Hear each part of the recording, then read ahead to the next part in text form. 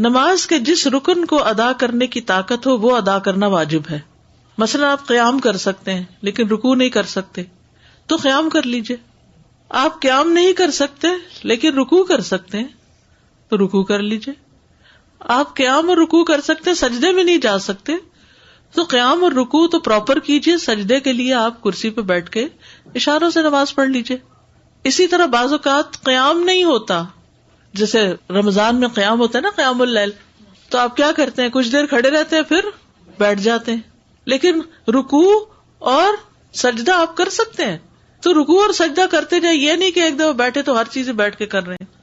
تو یہ یاد رکھیے کہ نماز کا جتنا رکن آپ ادا کر سکتے ہیں، اگر سارا وقت کھڑے نہیں ہو سکتے، آدھا بھی ہو سکتے تو آدھا کھڑے ہو جائیں پھر بیٹھ جائیں. لیکن جب رکوع کا ٹائم ہے تو کھڑے ہو جائیں پھر رکوع کر لیں.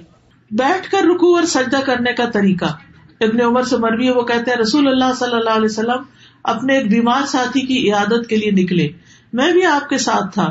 جب اس کے پاس پہنچے تو کیا دیکھتے کہ وہ ایک لکڑی پر نماز پڑھ رہا ہے اور سجدہ کرتے وقت اپنی پیشانی اس پر ٹیکتا ہے.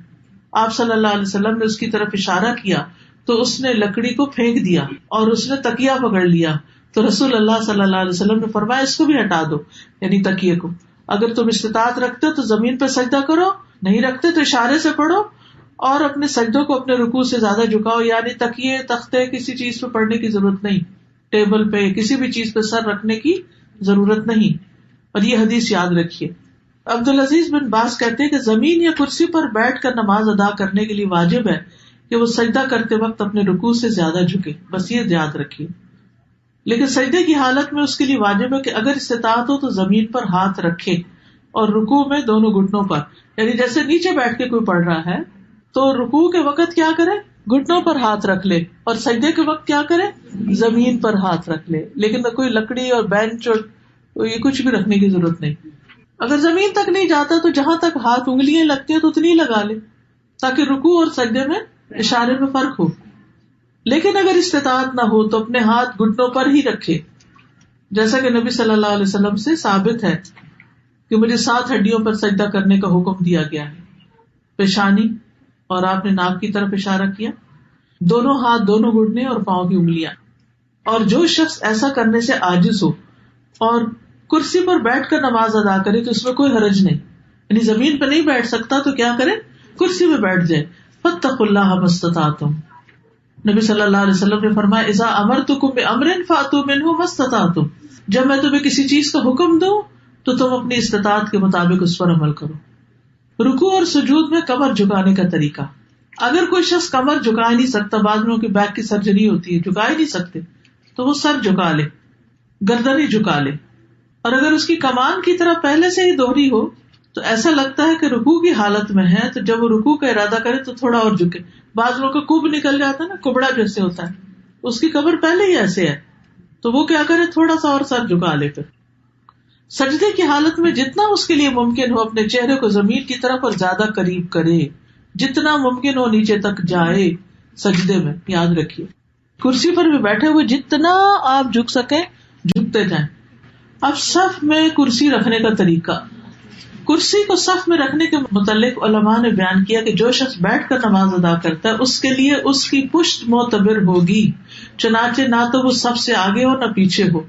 مقعد وہ حصہ ہے جس پر جسم کا انحصار ہے، یعنی کرسی اس طرح رکھے کہ لائن میں اس کے کندھے دوسروں کے ساتھ لگ رہے ہوں، پاؤں نہیں.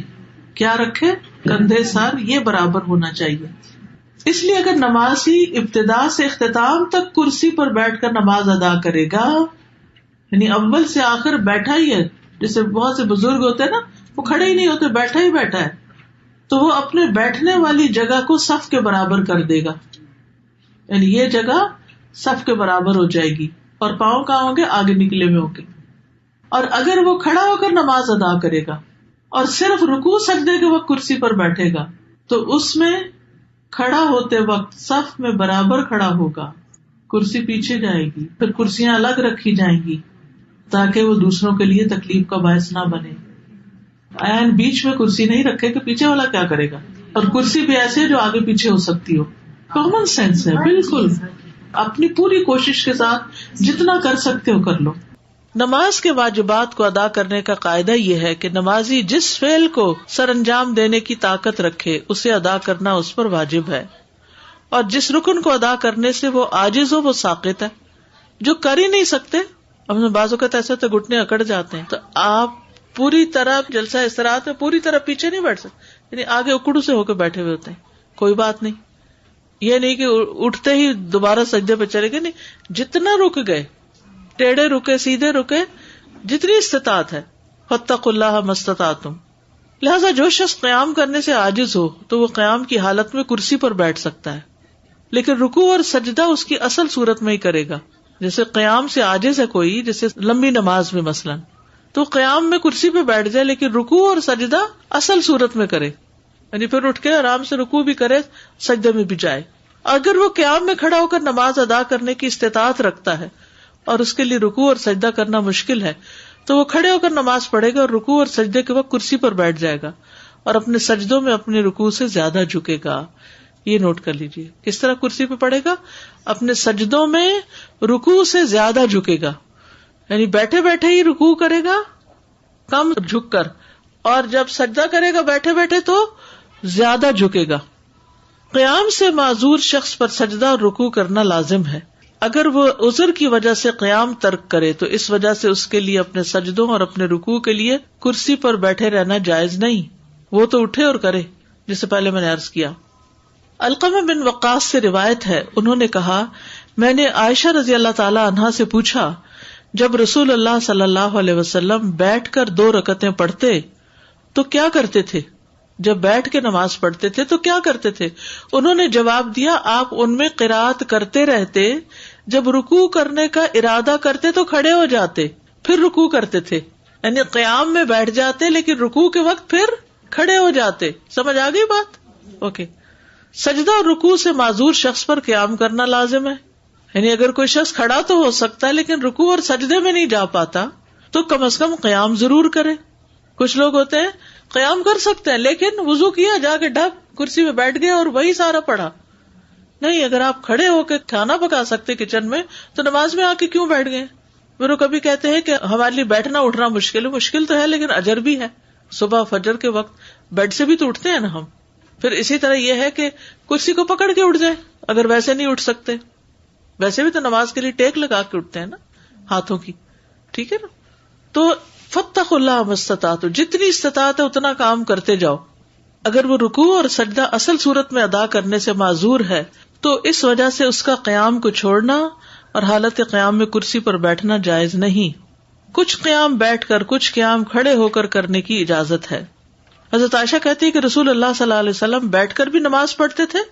آپ بیٹھے ہوئے قرات فرماتے، جب آپ کی قرات سے اتنا حصہ بچ جاتا جتنی 30 یا 40 آیتیں ہوتی ہیں تو آپ کھڑے ہو جاتے اور کھڑے ہو کر ان کی قرات فرماتے، پھر رکوع کرتے، پھر سجدہ کرتے، پھر دوسری رکعت میں بھی ایسا ہی کرتے. سہارا لے کے نماز پڑھنے کی اجازت، کرسی کا سہارا یا پھر کوئی ستون کا سہارا، دیوار کا سہارا.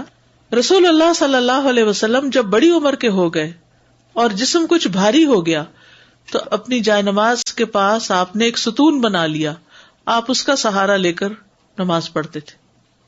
جو قیام نہ کر سکے وہ بیٹھ کر نماز پڑھ لے، جو قیام نہ کر سکے وہ بیٹھ کے نماز پڑھ لے. حضرت عائشہ سے روایت ہے کہ کچھ لوگ نبی صلی اللہ علیہ وسلم کی آپ کے ایک مرض کے دوران عیادت کرنے آئے، آپ نے انہیں بیٹھ کر نماز پڑھائی. شوکانی کہتے ہیں کہ اگر کوئی شخص کسی عذر کی بنا پر قیام کی استطاعت نہ رکھے تو بیٹھ کر نماز ادا کر لے، اور جو شخص عذر کی بنا پر بیٹھنے سے بھی قاصر ہو وہ پہلو کے بل لیٹ کر نماز ادا کر لے. اگر ٹیک لگا کے کر سکتا تو ٹیک لگا کے کر لے. کچھ ایسے معذور ہو جاتے ہیں نا کہ جو بیٹھ نہیں پاتے، بزرگ ہوتے ہیں، تو ان کو ٹیک لگوا دے. عمران بن حسین رضی اللہ عنہ کہتے ہیں کہ مجھے بواسیر کا مرض تھا، پائلز تھے، تو میں نے نبی صلی اللہ علیہ وسلم سے نماز کے بارے میں دریافت کیا. آپ نے فرمایا کھڑے ہو کر نماز پڑھو، اگر تمہیں اس کی بھی طاقت نہ ہو تو بیٹھ کر ادا کرو، اور اگر اس کی بھی طاقت نہ ہو تو پہلو کے بل لیٹ کر پڑھ لو. یعنی کرسی پہ نہیں بیٹھ سکتے، چارپائی پہ نہیں بیٹھ سکتے تو لیٹ جاؤ، سائڈ پہ پڑھ لو. جیسے بھی حالات ہوں کسی بھی حال میں نماز چھوڑنا جائز نہیں، بلکہ مکلف پر واجب ہے کہ اپنے تمام حالات میں، اپنی تندرستی میں بھی، اپنی بیماری میں بھی نماز کی شدید خواہش رکھے. کیونکہ نماز اسلام کا ستون ہے اور شہادتین کے بعد تمام ارکان میں سب سے بڑا رکن ہے. کسی مسلمان آدمی کے لیے فرض نماز کو چھوڑنا جائز نہیں. سبحانک اللہم و بحمدک اشہد ان لا الہ الا انت استغفرک و اتوب الیک.